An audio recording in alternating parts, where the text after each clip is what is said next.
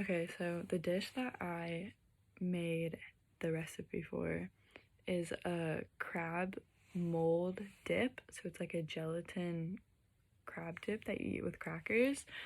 And I have the questions right here. So, when did you learn how to make this recipe? I learned how to make this when I was probably like 6 or 7 because it was something that we always brought to family parties on my mom's side of the family.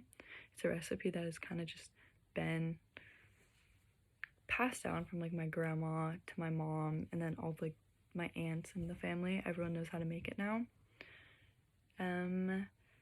My mom taught me how to make it, and we thought that she had made up the recipe, but turns out it was one that she had gotten online a while ago.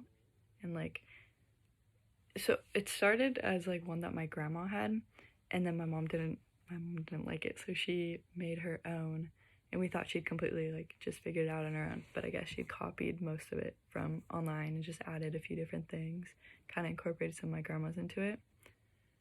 And this recipe is meaningful to our family mostly because the fact that my mom hid it from us completely. She did not tell us the recipe at all and like would not tell anyone how to make it until after she died. We found the we found the recipe, and it was a printed piece of paper just with her like writing marks on it of like what she tweaked on it.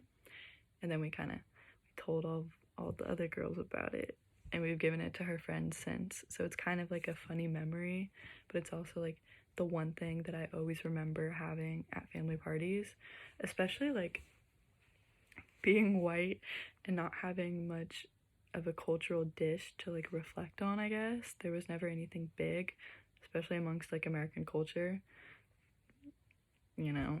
So this was like the one thing that I like truly do remember. A good memory related to this recipe, I think just always being able to help my mom make it, because it's something that's super easy, like does not require a lot of work. It takes a lot of time just because it has to like set, but it just has like all good memories attached to it. Challenging about making it, not much for that one. I think this recipe will for sure continue in our family, especially now that like we have the recipe completely from my mom without her giving to us. It makes it even better. It's something that we talk about all the time. And I was gonna make this video with my dad, except he has no interest in the recipe at all because he's never eaten it, he doesn't like it, and he's never made it. And I'm so far like the only one who makes it regularly, I guess. But yeah, I think this is just like really such a good recipe in my family because it holds the most memories and the most meaning, like I said before, especially since there isn't much of like a cultural dish that we have or anything like that. So yeah.